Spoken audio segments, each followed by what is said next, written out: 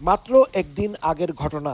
মার্কিন president Donald Trump truth সোশ্যালে জানিয়েছিলেন, অন্যান্য অনেক দেশের মতো যুক্তরাষ্ট্রে বসবাসরত বাংলাদেশিরাও অনেক বেশি সরকারি সুযোগ সুবিধা নিয়ে থাকেন, আর এটি শতকরা হিসেবে প্রায় ৫৫% বাংলাদেশি পরিবার। অভিবাসন ইস্যুতে আইসের ধরপাকড়ের মধ্যে ট্রাম্পের এমন তথ্যে এর কার্যকরণ নিয়ে উদ্বিগ্ন হয়ে পড়েন প্রবাসীরা। একদিন যেতে না যেতেই তা যেন মূর্তিমান আতঙ্ক হয়ে ধরা দিল।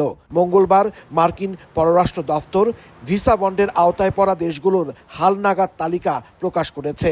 এতে সদ্য মার্কিন বিশেষ বাহিনীর অভিযান চালানো ভেনেজুয়েলা সহ দক্ষিণ এশিয়ার দেশ নেপাল ও বাংলাদেশের নাম যুক্ত করা হয়েছে।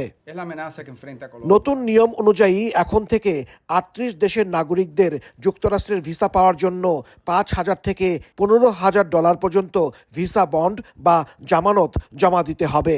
মার্কিন পররাষ্ট্র দপ্তর জানিয়েছে, কোনো আবেদনকারী ভিসার জন্য যোগ্য বিবেচিত হলেও কনসুলার অফিসার চাইলে তার উপর এই বন্ডের শর্তারোপ করতে পারেন। বন্ডের অর্থ যুক্তরাষ্ট্রের অর্থ মন্ত্রণালয়ের অনলাইন প্ল্যাটফর্ম পে.গভ এর মাধ্যমে জমা দিতে হবে। তবে কনসুলার অফিসার নির্দেশনা দেওয়ার আগে কোনো অর্থ জমা না দেওয়ার জন্য ভিসা প্রত্যাশীদের সতর্ক করা হয়েছে।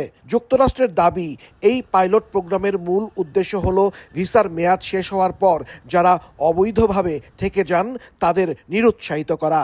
মূলত যেসব দেশের নাগরিকদের যুক্তরাষ্ট্রে গিয়ে ফিরে না আসার হার বেশি, সেসব দেশকেই এই তালিকার অন্তর্ভুক্ত করা হয়েছে।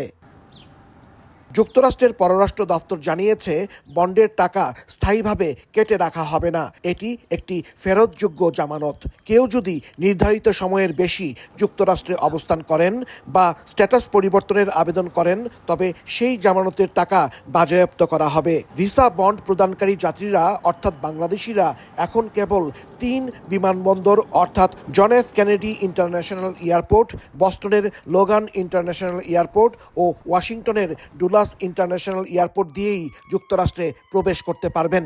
তবে যাদের যুক্তরাষ্ট্রের ভিসা ইতিমধ্যে রয়েছে তাদের বিষয়ে সুনির্দিষ্ট করে কিছু বলেনি মার্কিন পররাষ্ট্র দপ্তর।